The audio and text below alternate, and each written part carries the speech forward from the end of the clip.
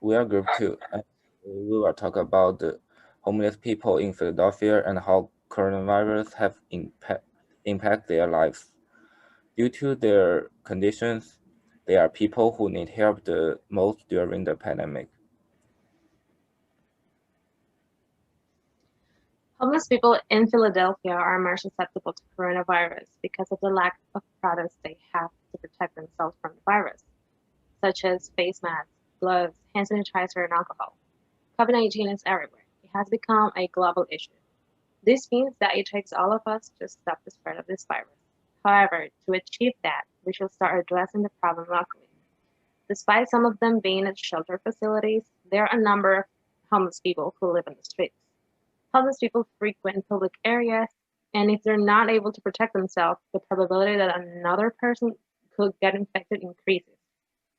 As a community, we should help bring aid to homeless people because we also depend on them to see improvement during this health crisis. With a lack of PPE products, inadequate nourishment, and nowhere to go, homeless people are at high risk for coronavirus.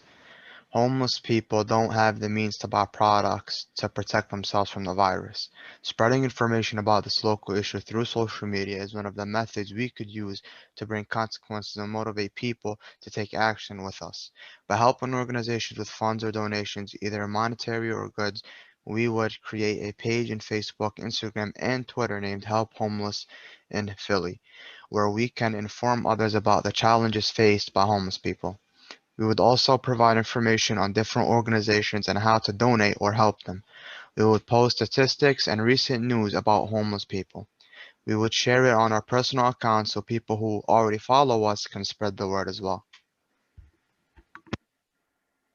For homeless people, their lives were already in an unfavorable condition before the virus began.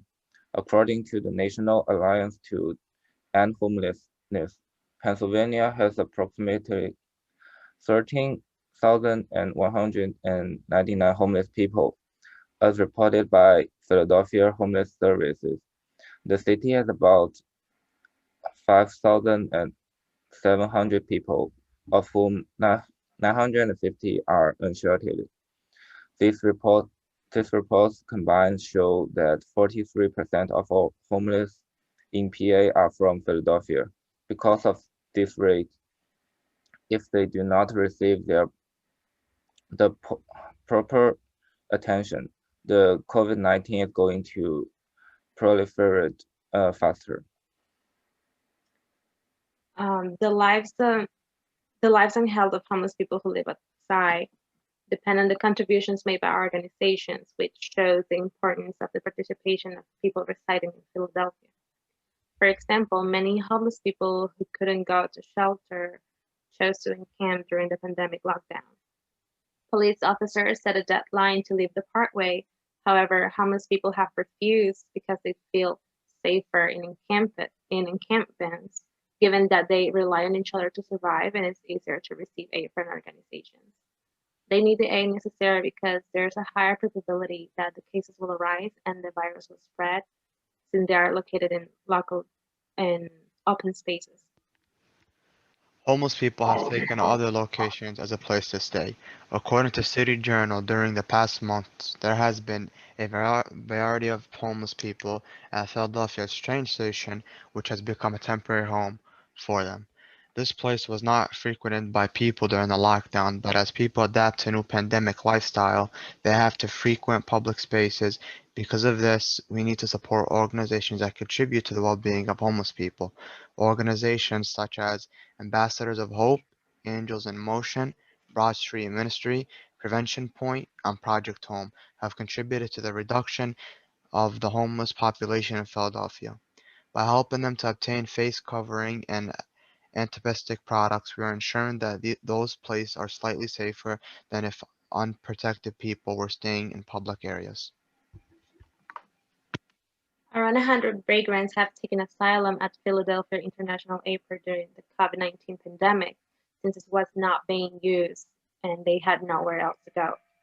Shelter treatment facilities for homeless people have decreased the number of people they let in because they fear their staff and other people working there will get infected. Since many facilities have reduced the limit capacity, the number of homeless in the streets will be higher. The shelters try to protect people who reside and work by having limited admissions. New England Journal of Medicine presents a case of a 66-year-old man who lived in a facility shelter and had coronavirus, but presented different symptoms than those commonly associated with COVID. Shelters, even with a moderate number according to safety guidelines, run the risk of some of them getting the virus online. Because some people are symptomatic, we should encourage the distribution and usage of sanitizing products such as masks, alcohol, to prevent the transmission of this virus. One in person in two and three more. A study found the cases were doubling in number every 7.4 days. The incubation period for COVID-19 is currently estimated at between 2 and 14 days. Coronaviruses are known to mutate effectively, which makes them highly contagious. For people living outside on the streets, the likelihood of catching the virus increases if they do not have the protection required to prevent it. It is important to help the homeless because if they are not safe, neither are we. Human-to-human transmission has occurred rapidly. That's why it is significant to bring public awareness. This situation does not affect only one group of individuals. It affects everyone globally. To prevent it, we need to start working in our communities. An alternative solution to this problem is to do fundraisers and then to buy and distribute the products personally to homeless people we find on the streets. However, given that each member either lives in a different state or country, we found it very difficult to accomplish. To contribute social distancing, we thought that a better idea would be to help people who are already working on bringing aid to homeless. So therefore, as a group, we decided to bring awareness to this issue by using social networks. In this way, people will be informed of the challenges faced by homeless people during COVID and the different ways they can make a contribution to the cause of preventing the transmission of the virus. Some might argue that making in-person delivery of these products would have been more effective because we can witness our plan being accomplished. However, if we wanted to manage everything on our own, it would have taken us longer in comparison to an organization. We would have needed the help of many people, and to achieve our goal, organizations already have the personnel necessary. Besides, they are instructed to work efficiently, which is exactly what we need during these times. Immediate action. Homeless people do not have the monetary means to buy products to protect themselves from the virus.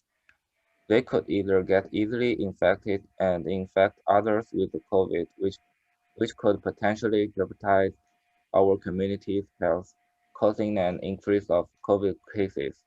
In other words, their health impacts ours. Due to the virus, shelters have decreased the number of admitted people. Many people encamped, stayed in public spaces such as train stations and airports.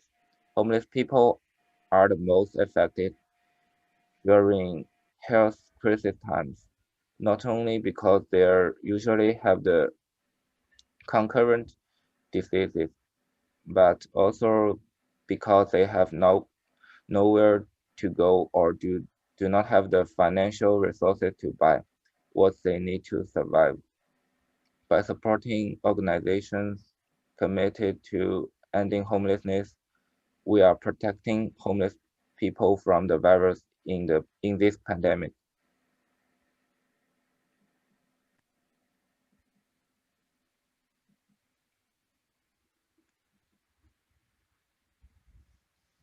Thank you.